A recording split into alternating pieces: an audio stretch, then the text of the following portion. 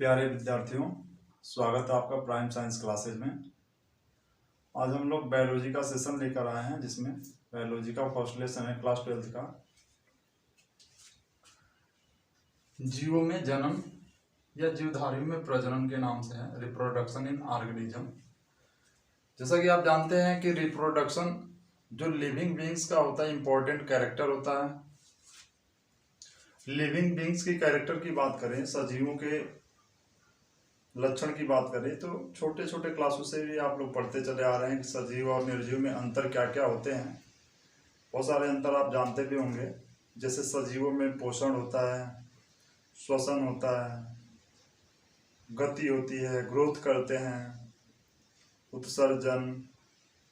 वैसे ही एक important character है प्रजनन, जिसे रिप्रोडक्शन कहते हैं। और जितने भी लिविंग बींग्स होते हैं, जीवधारी होते हैं, सब में पाए जाने वाला एक नेसेसरी सबसे ज़्यादा इम्पोर्टेंट कैरेक्टर है रिप्रोडक्शन, जिसमें सभी जीवधारी अपने समान नए जीवों को जन्म देते हैं। यह सभी कोशिकाओं में भी होता है। कोशिकाएं अपने समान नई कोशिकाओं की उत्पत्ति करती हैं, जिसे कोशिका विभाजन कहते हैं। कोशिकाओं के अंदर केंद्रक होता है, केंद्रक में न्यूक्लिक अम्ल जिसे डीएनए कहते हैं, डीएनए का द्विगुणन होता है, जिसे नई कोशिकाओं में उसी के जैसा गुण प्रदर्शित होता है। तो ये काफ़ी इंटरेस्टिंग चैप्टर है, इंपॉर्टेंट चैप्टर है। बायोलॉजी क्लास 12 का पहला लेसन है, जिसमें हमारा पहला हेडिंग होगा प्रजनन किसे कहते हैं। आई होप कि सबको पता होगा प्रजनन किसे कहते हैं। तो इसका सिंपल सा डेफिनेशन है, प्रजनन वह प्रक्रिया है जिसमें जीवधारी अपने समान नए जीवों को जन्म देता है, प्रजनन कहलाता है। इसका डेफिनेशन लिख लेते हैं।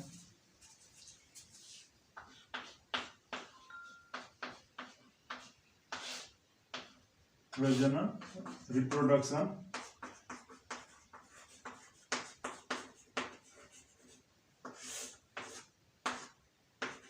इसकी डेफिनेशन की बात करें, परिभाषा की बात करें, प्रजनन वह प्रक्रिया है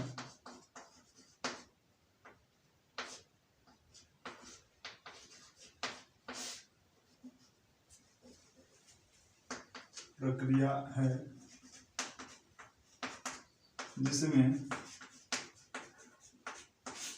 जीवधारी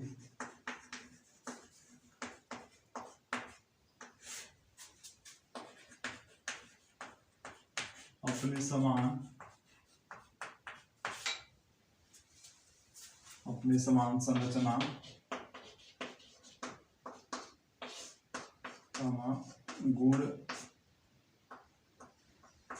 गुणधर्म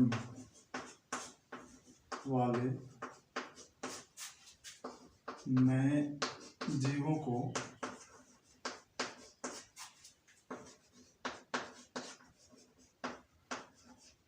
जन्म देता है।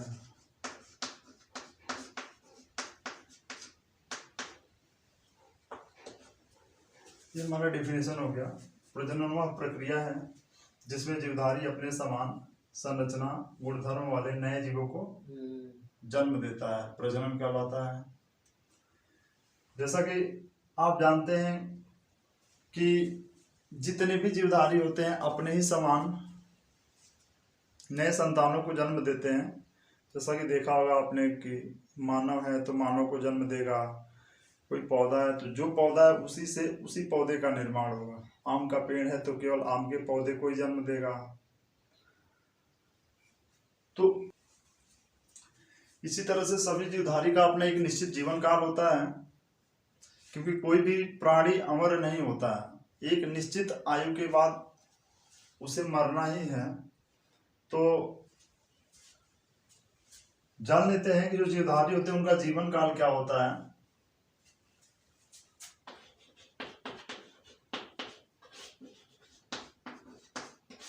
लाइफ स्पेन, जीवन काल, यानी कोई भी जीवधारी जन्म लेगा और एक निश्चित आयु कंप्लीट करने के बाद उसकी डेथ निश्चित होती है।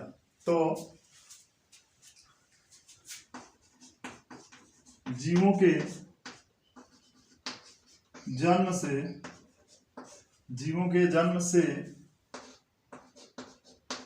प्राकृतिक मृत्यु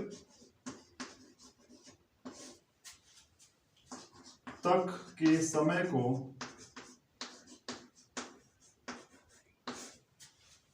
को जीवन काल कहते हैं। जीवन काल कहते हैं।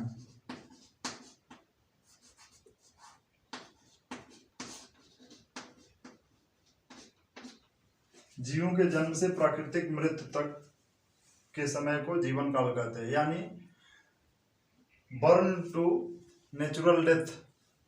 जैसे कि कुछ जीवों का जीवन काल निश्चित होता है, जैसे कि एग्जाम्पल है, जैसे कि मान लीजिए हम बात करें मानव की, तो मानव भी एक निश्चित जीवन काल समाप्त करने के बाद मर जाता है। आज फिक्स नहीं है कि मानव का जीवन काल कितना है।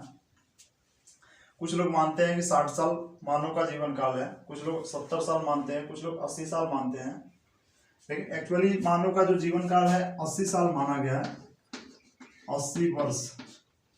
वैसे एक कुत्ते के जीवन काल की बात करें, कुत्ते के जीवन काल तो इसका माना गया है 15 से 16 वर्ष, 15 से 16 वर्ष। गाय की बात करें तो इसका माना गया 25 से 27 वर्ष,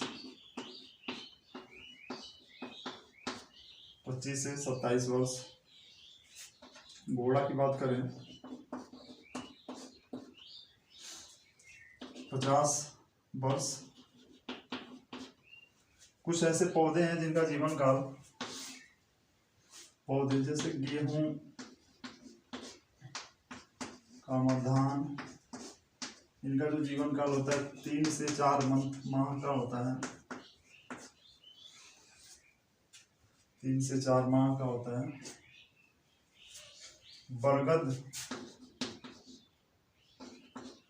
बरगद का जीवन काल सबसे ज्यादा होता है, लगभग 1000 से 2000 वर्ष, 1000 से 2000 वर्ष होता है। पीपल का जीवन काल होता है 200 वर्ष। कछुए का पूछा जाता है जीवन काल, कछुए का जीवन काल होता है लगभग 250 से 300 वर्ष। ये कुछ जीवों के इंपॉर्टेंट जीवन काल है जो अक्सर एग्जाम में पूछे जाते हैं। फिर हम बात करते हैं प्रजनन के आगे लैंगिकता पे। तो लैंगिकता के आधार पर जीवों को एक लिंगी और द्विलिंगी के रूप में बांटा गया है। पौधे भी एक लिंगी होते हैं, द्विलिंगी होते हैं। तो आइए देखते हैं एक लिंगी किसे कहते हैं। एक लिंगी यूनिसेक्सुअल,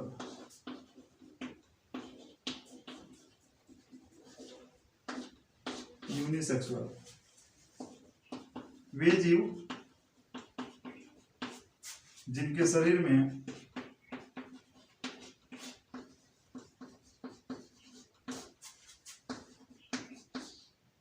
केवल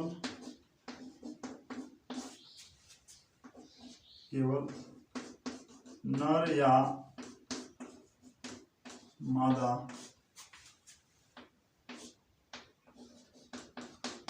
जनन अंग, केवल नर या मादा जनन अंग होता है, अर्थात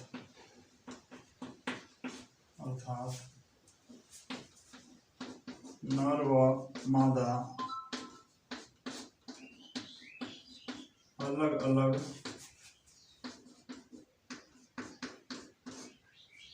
शरीर में होते हैं।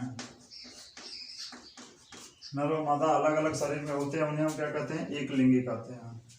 नर व मादा अलग अलग शरीर में होते हैं, उन्हें हम क्या कहते हैं, एक लिंगी कहते हैं। जैसे एक लिंगी में आ जाएगा मानव, मानव में भी नर व मादा अलग अलग होते हैं। गाय, कुत्ता, हाथी इत्यादि, ये सब यूनिसेक्सुअल में आ जाएंगे। दूसरा है द्विलिंगी।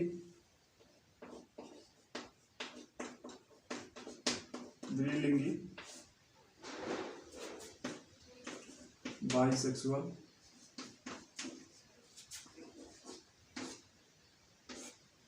इसे ही उभयलिंगी भी कहते हैं। उभयलिंगी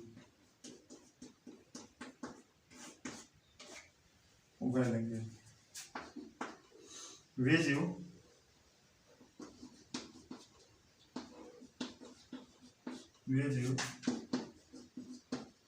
जिनके शरीर में नर व मादा, ये जीव जिनके शरीर में नर व मादा दोनों जनन अंग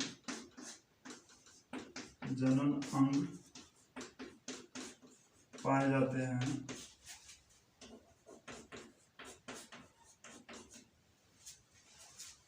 वे जीव जिनके शरीर में नर व मादा दोनों जनन अंग पाए जाते हैं द्विलिंगी कहलाते हैं। द्विलिंगी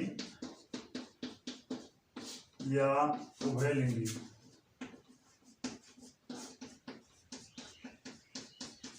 उभयलिंगी कहलाते हैं।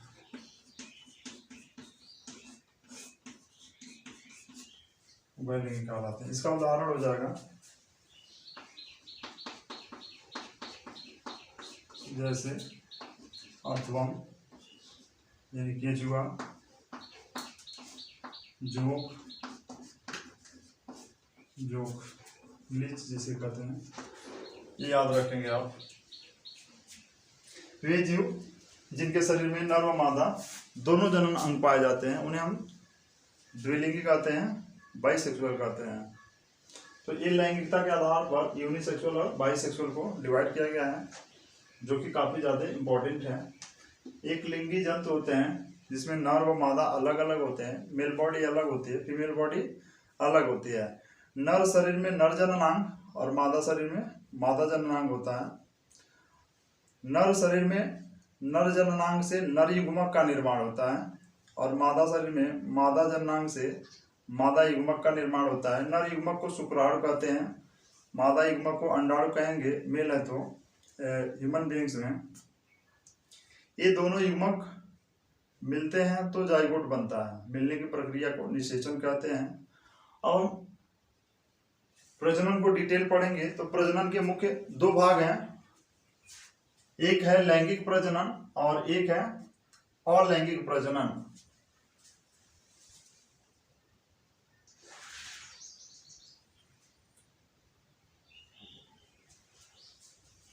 जैसा कि हमने बताया कि प्रजनन की मुख्य दो विधियां हैं, ये जान लेते हैं। प्रजनन की विधियां।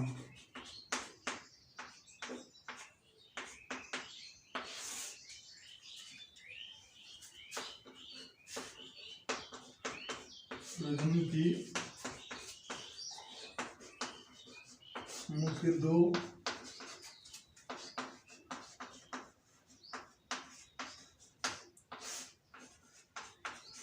विधियां हैं।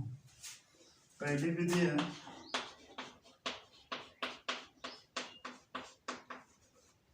अलैंगिक प्रजनन।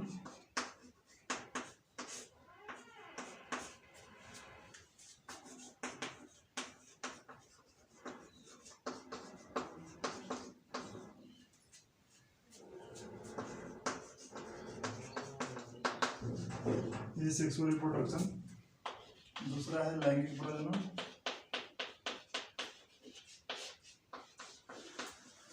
लैंगिक प्रजनन सेक्सुअल रिप्रोडक्शन।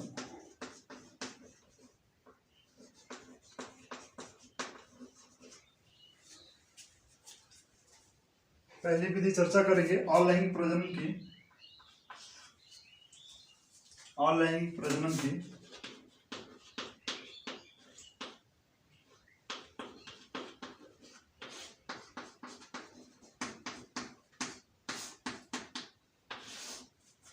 अलैंगिक प्रजनन किसे कहते हैं जानते हैं।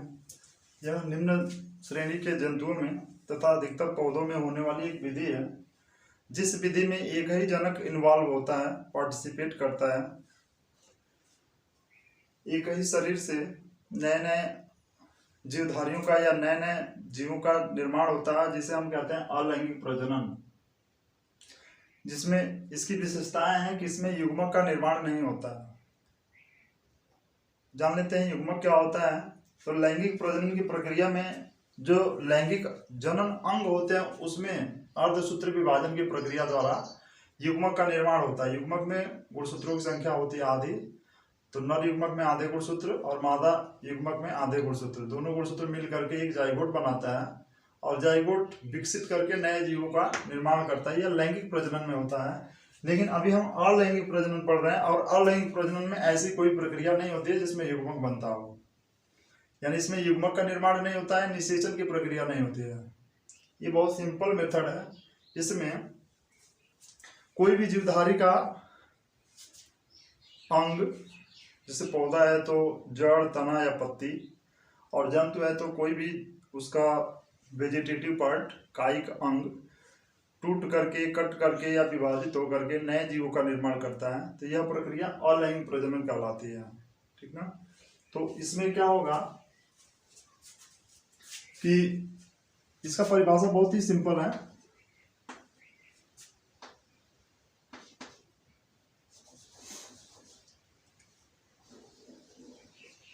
वह प्रजनन जिसमें युग्मक का निर्माण नहीं होता है, या हम कह सकते हैं कि इस प्रकार के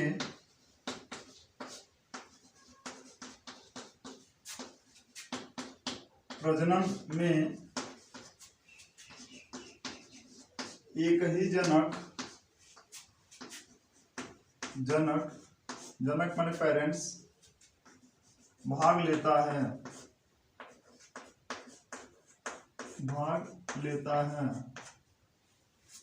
अर्थात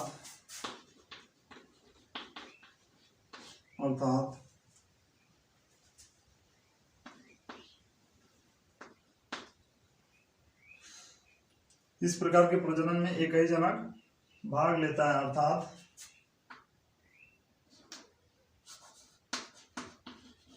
एक जनक के किसी भी भाग से नए जीव के निर्माण की प्रक्रिया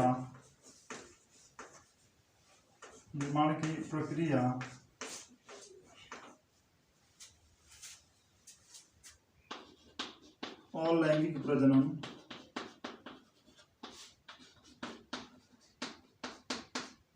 कहलाती है।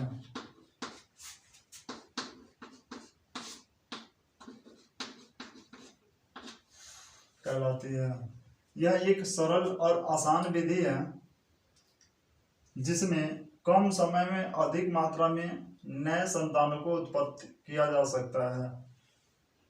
ठीक है।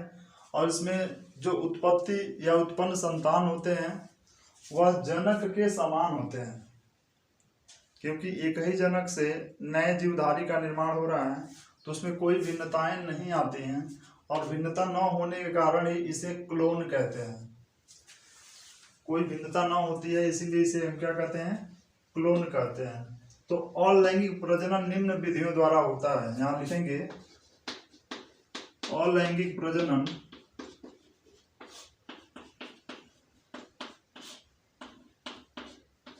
निम्न विधियों द्वारा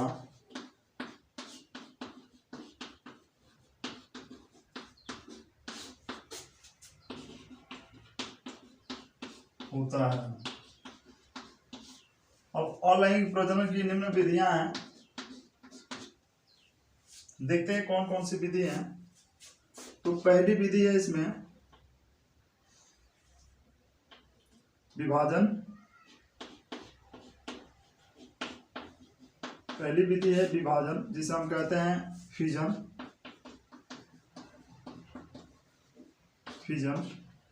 तो विभाजन भी दो प्रकार से होता है। विभाजन भी होता है एक द्विविभाजन,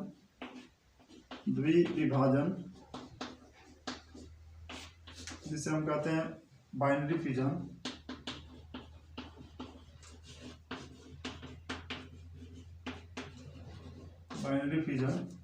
और दूसरा होता है बहुविभाजन,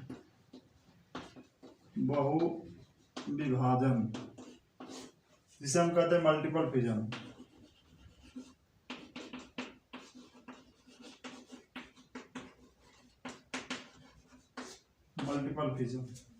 दूसरा प्रक्रिया हो जाएगा मुकुलन, जिसे हम कहते हैं बडिंग। बडिंग भी दो विधियों द्वारा होता है। पहली विधि है आंतरिक मुकुलन,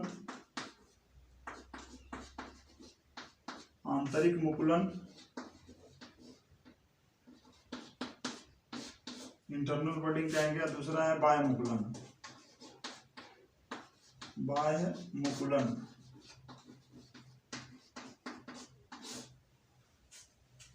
जिसमें जेम्यूल बनता है, जेमा कप जिसे कहते हैं। अभी नेक्स्ट डिटेल इसको हम पढ़ेंगे। तीसरा है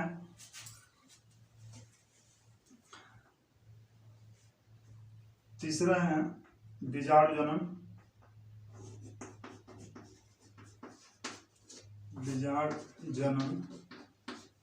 हम कहते हैं स्पोर फॉर्मेशन।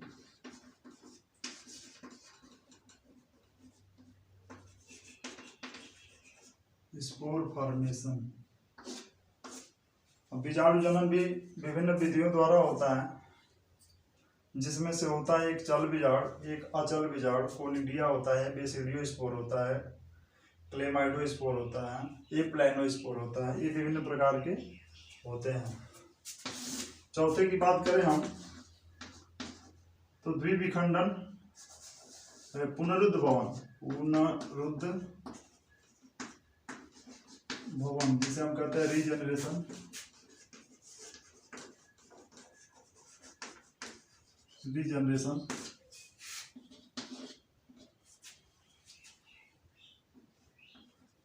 पांचवा हो जाएगा विखंडन, और फ्रेगमेंटेशन करेंगे।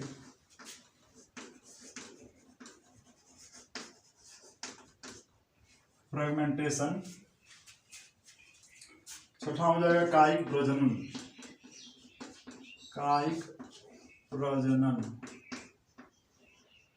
जिसे हम कहेंगे वेजिटेटिव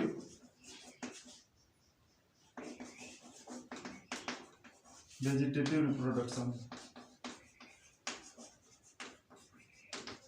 ये भी दो प्रकार का होता है, एक प्राकृतिक कायिक जन्म,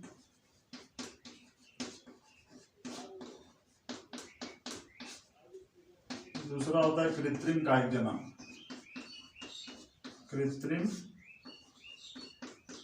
कायिक प्रजनन, ये रहा अलैंगिक प्रजनन के निम्न विधियां। अब इन्हीं विधियों को हम डिटेल चर्चा करेंगे। जैसे विभाजन, जिसको हम दो भागों में बांटते हैं, द्विविभाजन और बहुविभाजन। तो विभाजन वह प्रक्रिया जिसमें एक जीवधारी दो या दो से अधिक भागों में विभाजित हो जाता है, जिसे हम विभाजन कहते हैं, फिजन कहते हैं।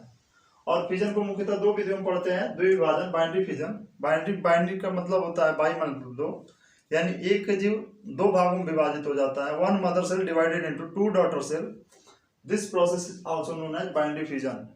यानी एक मातृ कोशिका दो समान पुत्री कोशिकाओं में बढ़ जाती है, उसे हम कहते हैं द्विविभाजन।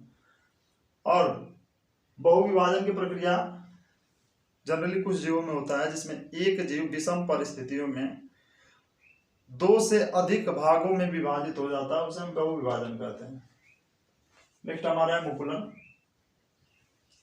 तो कोई जीव जिसमें एक छोटा सा आउटग्रोथ निकलता है, और वह ग्रोथ करके, बढ़ करके, वृद्धि करके मातृ कोशिका से अलग हो जाता है और टूट करके, अलग होकर के नए जीव का निर्माण करता है। इसे हम कहते हैं मुकुलन। जनरली हाइड्रा में देखने को मिलता है, ईस्ट में देखने को मिलता है। बीजाणु जनन शैवालों और कवकों में मुख्यतः होता है, जिसमें बीजाणुधानी होती है। बीजाणुधानी में से बीजाणु बनते हैं, बीजाणुधानी फटती है तो बीजाणु बाहर रिलीज हो जाते हैं। वैसे ही पुनरुत्थान भवन है, कोई जीवधारी है 2 या 2 से अधिक भागों में कट जाता है और प्रत्येक कटे हुए भाग से नए जीवधारी का निर्माण होता है, जिसे हम रीजनरेशन कहते हैं, पुनः विभाजन।